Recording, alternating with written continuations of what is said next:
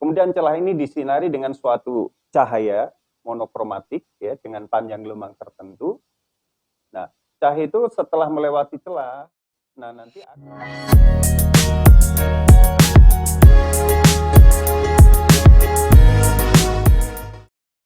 Hai Fighter Fisik, ketemu lagi dengan Mr. Wijaya di channel Fun Fisik Fisika Asik. Channel yang membahas serbaneka fisika SMA terupdate. Kali ini Mr. Wijaya akan membahas tentang interferensi cahaya. Sebelum kita mulai videonya, jangan lupa like dan subscribe-nya. Terima kasih. Ya, selamat datang di simulasi fisika Fun Fisik Fisika Asik. Pada kali ini saya akan menunjukkan suatu peristiwa interferensi cahaya. Nah, di sini kita punya dua sumber cahaya yang koheren. Kita menggunakan cahaya berwarna hijau misalkan. Kemudian kita akan nyalakan, kita pasang layar di belakang sini ya. Ini adalah layarnya.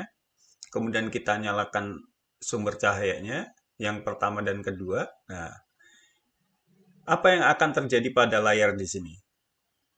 Nah, ternyata di layar ini akan tampak garis terang, gelap, terang ya. Nah, di sini adalah terjadi peristiwa interferensi atau perpaduan gelombang dari sumber 1 dan sumber 2. Nah, ternyata di sini jarak garis terang, gelap, terang ini sangat ditentukan oleh diantaranya adalah panjang gelombang cahaya. Misalkan kita gunakan cahaya warna biru ya.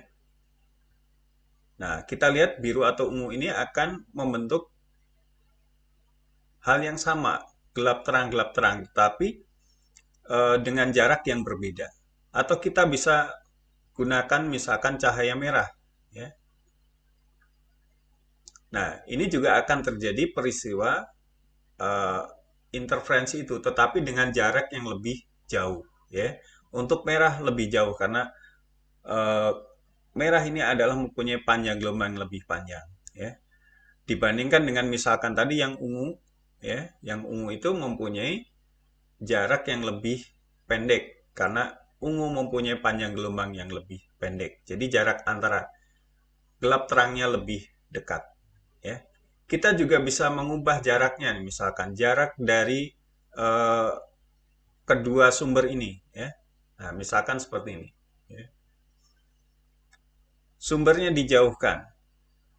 Nah, maka di sini akan terbentuk pola gelap terang lagi yang lebih rapat. Ya. Ini lebih rapat dibandingkan ketika tadi jaraknya lebih dekat. Ya.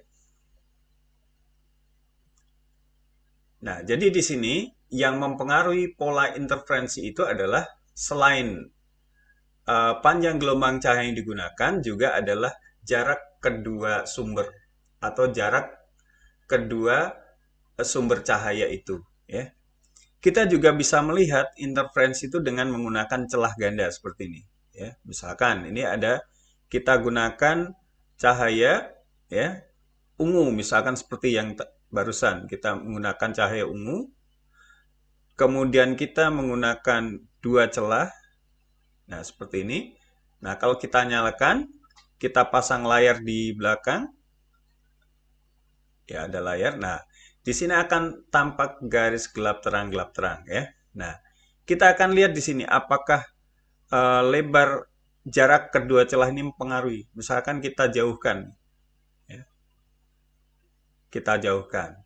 Nah, kita lihat di sini jumlahnya atau garis-garis gelap terangnya itu semakin berdekatan dibandingkan kalau misalkan celah itu berdekatan ya. Nah, ini kita lihat bedanya. Nah, di sini akan berjauhan ya, berjauhan. Nah, jadi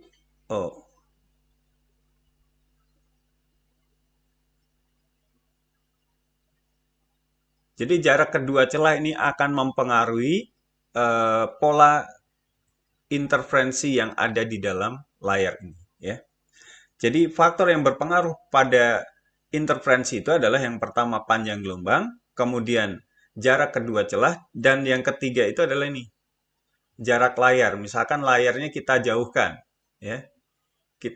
Kita jauhkan layarnya, maka di sini juga akan terjadi perubahan jarak pola-pola interferensinya, ya. Jadi ada 3 hal yang kita lihat di sini adalah panjang gelombang cahaya yang digunakan, jarak kedua celah, dan yang ketiga adalah jarak layar. Nah, kita bisa gunakan sumber cahaya yang lain. Nah, di sini sumber cahaya yang lain itu berarti merubah panjang gelombang cahaya. Nah, ini adalah simulasi sederhana dari interferensi cahaya pada celah ganda.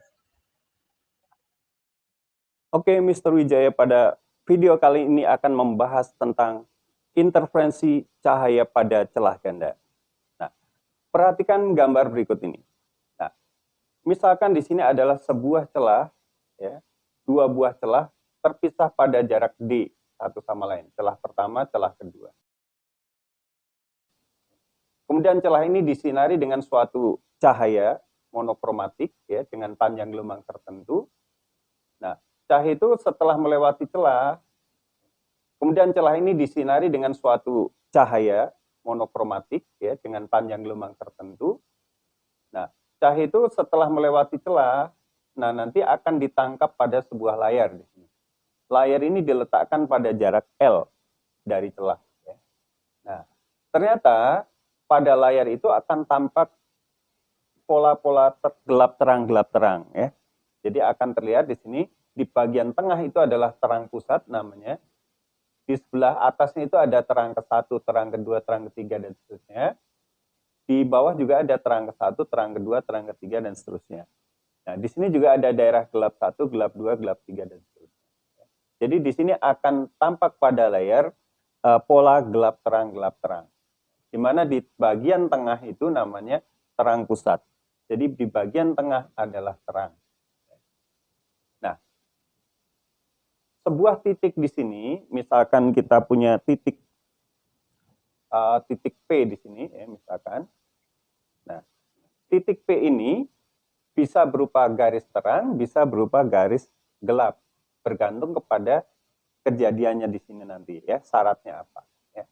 Jadi pola gelap atau terang itu jaraknya Y terhadap terang pusat. Ya. Misalkan terang ke-1 berarti Y1, terang kedua berarti Y2. Bisa juga di sini adalah gelap. Ya.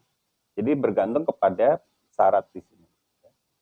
Jadi jarak kedua celah adalah D, jarak layar adalah L, jarak pola ke terang pusat namanya Y. Ya, saya beri nama Y. Dan panjang gelombang yang digunakan adalah lambda. Nah, jadi cahaya dari sumber 1 ke titik P, dari sumber kedua ke titik P itu ada perbedaan lintasan, yaitu S1 dikurangi S2 atau S2 kurangi S1. Ya. Nah, delta S itu kalau dilihat dari gambar ini adalah sama dengan D sin theta. Karena kalau kita lihat di sini ini adalah sudut theta di situ. Ya.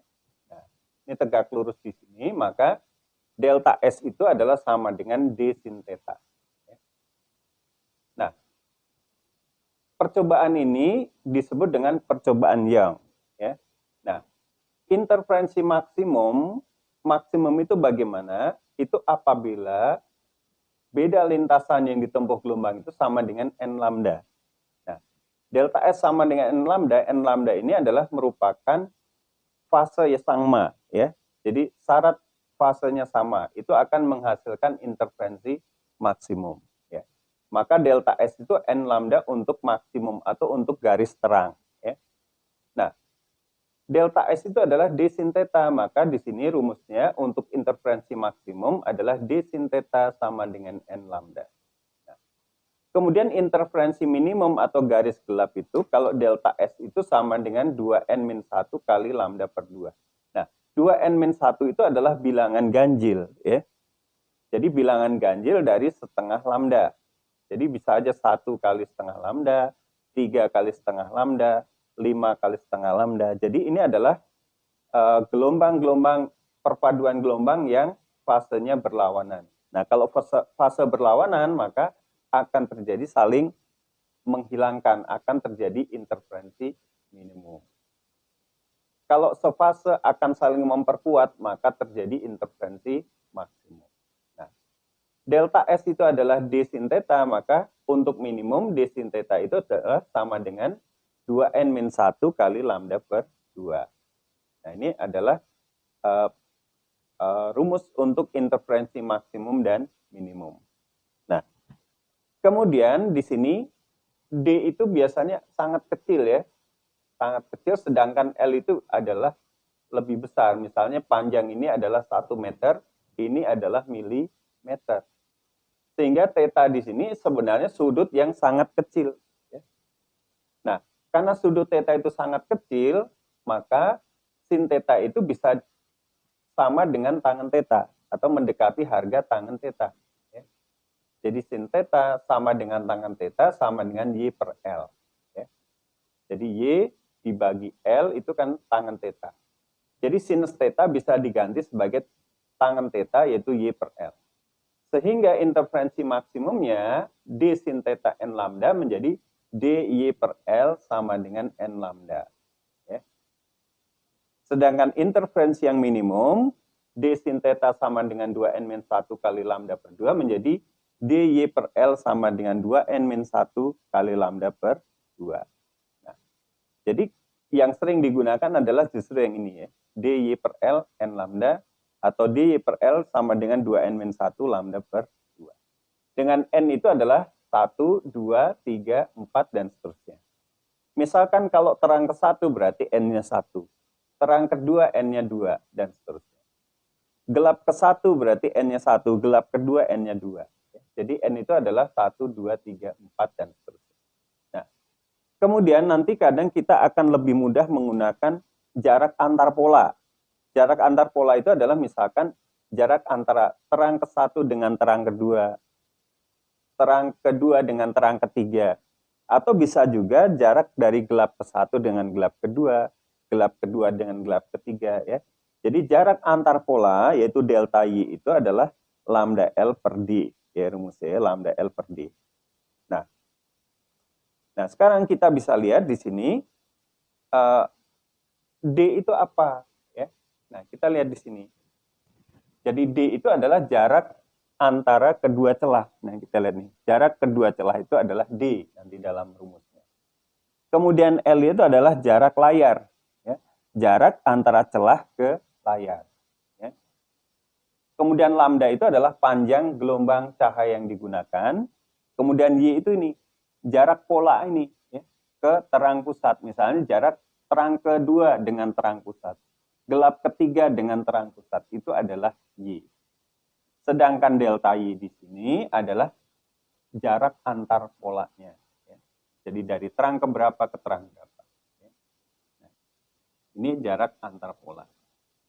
Nah, jadi nanti yang akan kita gunakan kebanyakan adalah rumus yang ini. Ya. Interferensi maksimum. Yang ini interferensi minimum. Yang berikutnya adalah jarak antar pola.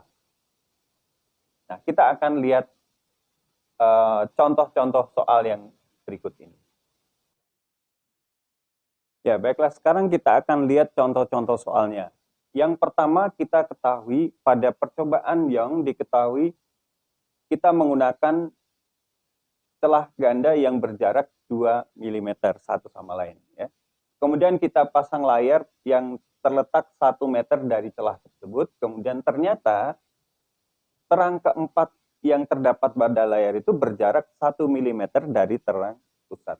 Nah, berapakah panjang gelombang cahaya yang digunakan? Nah, kita samakan dulu satuan-satuannya. Misalkan lebih mudah kita dalam digunakan 1 meter itu adalah 10 pangkat 3. Jadi sudah sama satuan. Kemudian di sini kalau kita gambarkan itu jarak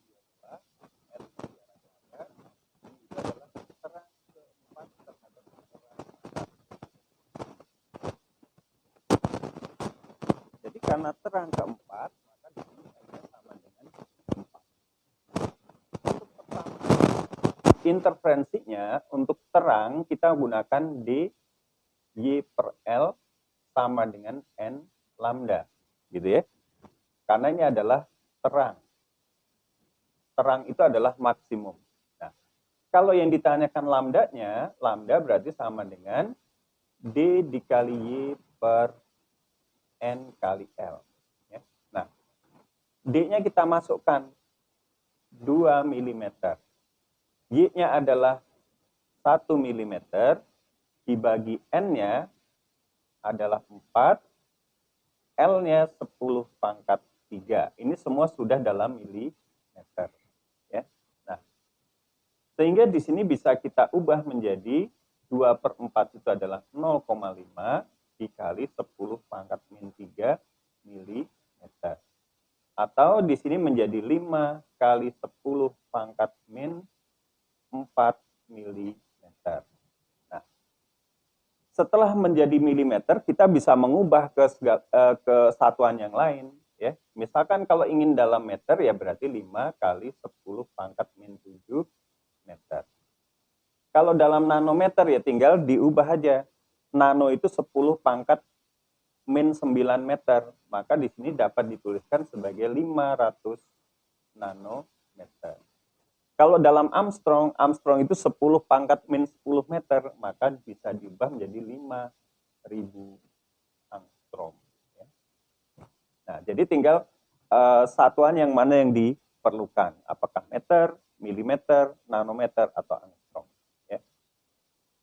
Nah, ini adalah panjang gelombang yang digunakan di dalam percobaan Young tersebut. Ya, baiklah.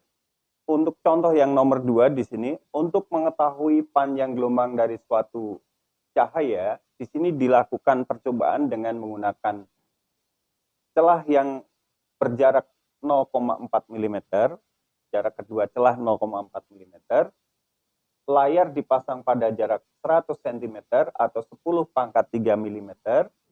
Nah, ternyata di sini jarak antara terang ketiga dengan terang keempat itu adalah 1,5 mm. Nah, jadi jarak terang ketiga dengan terang keempat itu adalah jarak antar pola. Maka saya tuliskan di sini delta Y sama dengan 1,5 mm. Nah, ditanyakan berapakah panjang gelombang cahaya yang digunakan.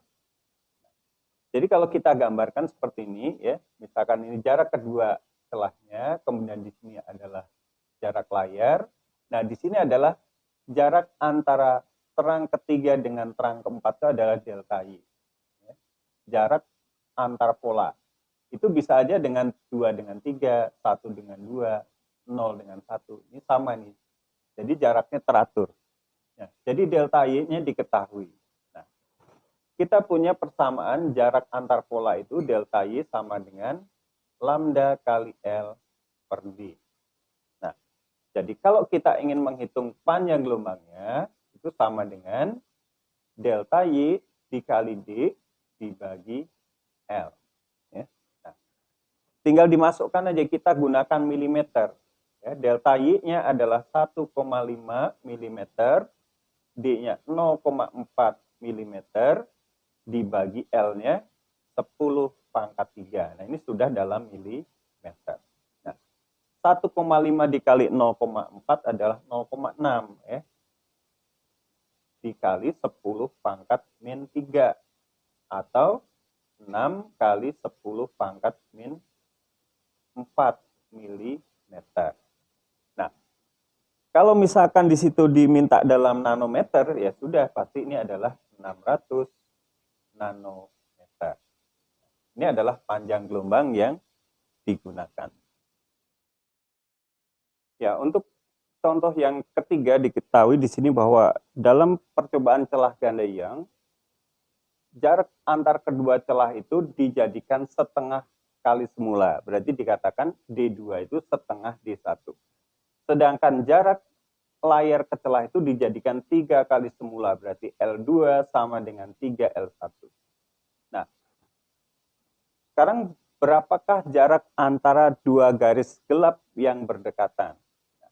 Jarak dua garis gelap berdekatan itu adalah delta Y. Ya.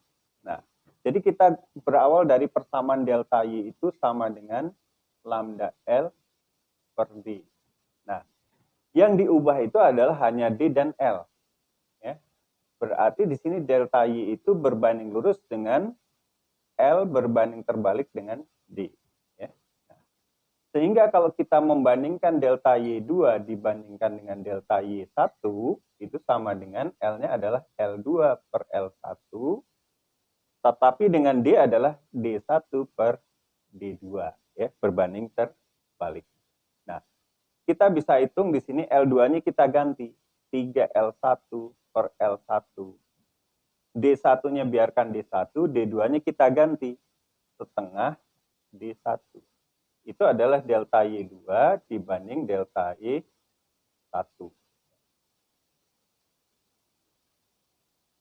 Nah, kita bisa coret L1-nya, D1-nya, ya. Sehingga di sini delta Y2 itu sama dengan 3 dibagi setengah itu adalah 6, ya kan? Maka di sini 6 dikali delta Y1. Atau di jawabannya adalah sama dengan 6 kali semula. Ya. Jadi menjadi 6 kali semula. Ya, selanjutnya kita akan lihat contoh yang nomor 4. Di sini diketahui jarak kedua celah adalah 0,4 mm, kemudian layar dipasang pada jarak 1 meter. Nah, ternyata di sini gelap ketiga terjadi pada jarak 4 mm dari terang pusat.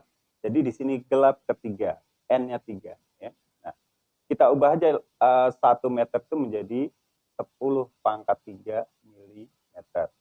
Nah, karena ini gelap, maka kita gunakan persamaan interferensi untuk gelap, yaitu D Y per L sama dengan 2N min 1 kali lambda per 2. Nah, kita masukkan dulu N-nya. D kali Y per L sama dengan berarti sini 2 dikali 3 min 1 kali lambda per 2. Ya. Atau di sini D kali Y per L sama dengan di sini 6 kurang 1 berarti 5 per 2 lambda. Ya. Jadi 2 kali 3, 6 kurang 1, 5 per 2.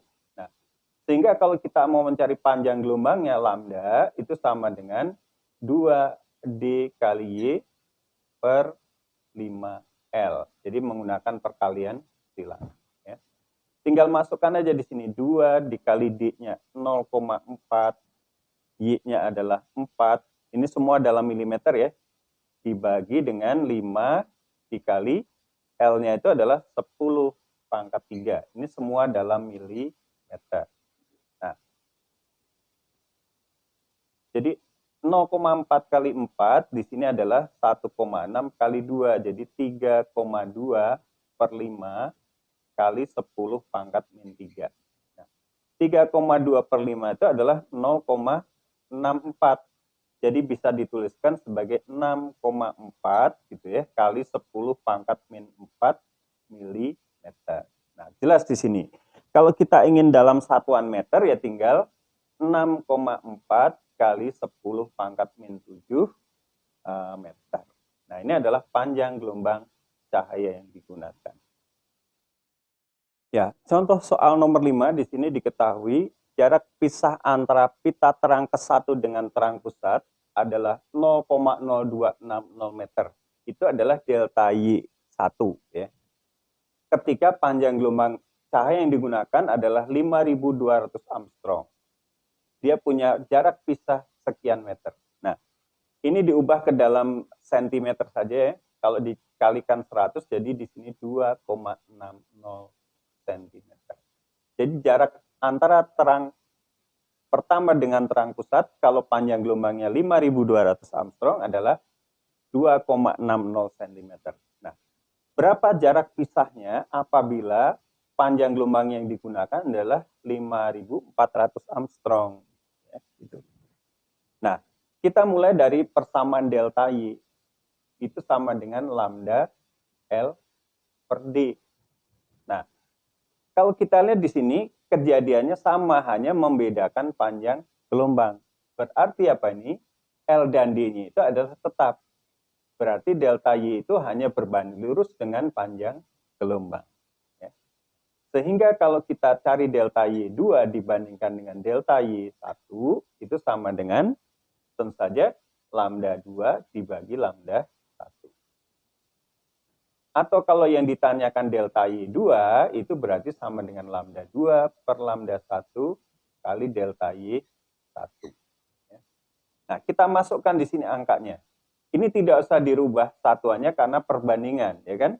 Berarti di sini adalah 5.400 dibagi 5.200 dikali delta Y. Satunya adalah 2,60 cm. Nah, kalau kita lihat di sini 26 dengan 52, ini adalah 2 di bawah. Jadi tinggal seperti 54 dibagi 2. Ya. Jadi sama dengan 2,70 cm. Jadi ini adalah jarak pisah garis terang pertama dengan terang pusat untuk panjang gelombang 5.400 Armstrong. 2,70 cm. Ya, baiklah, contoh soal yang nomor 6, yang terakhir kita lihat di sini, seberkas cahaya terdiri dari 2 panjang gelombang. Yang pertama adalah 4.500 Armstrong, yang kedua 6.000 Armstrong. Kemudian di sini ditandakan jarak terpendek dari terang pusat, di mana pita terang yang dihasilkan kedua gelombang itu berimpit. Ya. Di mana di sini D-nya adalah 2,0 mm, L-nya 100 cm, jarak layar ya, atau 10⁻³ mm. Nah, jadi kalau kita gambarkan begini, jadi di sini berimpit antara terang dari gelombang 1 dan dari gelombang 2 berimpit. Berarti Y1 sama dengan Y2. Kita tahu yang namanya Y itu adalah sama dengan N lambda L per D. Ya, ini dari rumus D, Y per L sama dengan N lambda. Jadi Y-nya adalah N lambda L per D. Nah, kalau sama di sini, nah yang sama apanya di sini? D-nya sama, L-nya sama, Y-nya sama. Ya. Nah, tentu saja kalau panjang gelombangnya tidak sama, maka N juga tidak sama. Maka di sini berlaku N1 kali lambda 1 sama dengan N2 kali lambda 2. Karena N kali lambda adalah semuanya tetap. Y-nya tetap, L tetap, D tetap. Jadi N1 lambda 1 sama dengan N2 kali lambda 2. Atau di sini kalau kita tuliskan berarti N1 per N2 itu sama dengan lambda 2 per lambda 1 gitu ya. Jadi N1 per N2 sama dengan lambda 2 per lambda 1. Kalau dikali silang balik lagi ya. Nah, ini adalah 6.000 dibagi dengan 4.500. Nah, kalau kita bagi ini menghasilkan di sini adalah 4/3. Itu berarti N1-nya 4, N2-nya adalah 3. Ya. Dengan kata lain di sini bahwa terang keempat gelombang pertama berimpit dengan terang ketiga dari gelombang yang kedua. Ya. Jadi di sini N4 itu artinya terang keempat untuk gelombang yang pertama. N2 sama dengan 3 berarti terang ketiga dari gelombang yang kedua. Nah, kita bisa hitung Y-nya nih.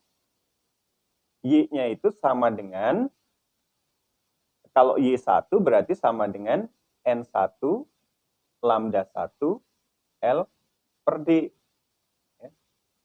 N1-nya adalah 4, lambda 1-nya adalah 4.500 Armstrong, kalau dijadikan milimeter adalah 4,5 kali 10⁻⁴. L-nya adalah 10⁻³ dibagi D-nya adalah sama dengan 2. Nah, kalau kita bagi nih 4 dengan 2, di sini dapat 2. 2 kali 4,5, 9 kali 10⁻⁻⁴. Atau di sini adalah 0,9 milimeter. Karena kita menggunakan milimeter. Nah, kita buktikan di sini bahwa Y2 itu juga sama dengan 0,9 mm. Nah, kita gunakan rumus Y2 itu sama dengan N2 lambda 2L per D. Ya. Nah, jadi kita masukkan N2-nya adalah 3 di sini. 3 kali lambda 2-nya. Lambda 2-nya 6.000 angstrom. Berarti di sini adalah 6 kali 10 pangkat min 4. L-nya adalah 10 pangkat 3 dibagi 2. Ya. Nah, kalau kita bagi di sini 6 dengan 2, di sini 3. 3 kali 3 adalah 9 kali 10 pangkat min 1 mm atau 0,9 mm. Nah, terlihat sama bahwa Y1 sama dengan Y2. Tetapi terang keempat gelombang 1, di sini terang ketiga gelombang kedua. Jadi tidak mungkin kalau sama-sama terang keempat atau terang ketiga, tidak ya. Karena di sini panjang gelombangnya berbeda, maka terang orde terangnya pasti berbeda ya. Jadi terang keempat dan terang ketiga berimpit. Nah, terlihat di sini bahwa Y1 sama dengan Y2. Oke, saya kira cukup sekian dulu video saya kali ini. Jangan lupa like, komen, subscribe, dan share kepada teman-teman kalian agar video saya berguna buat pendidikan di Indonesia. Salam fun fisik, fisika asik.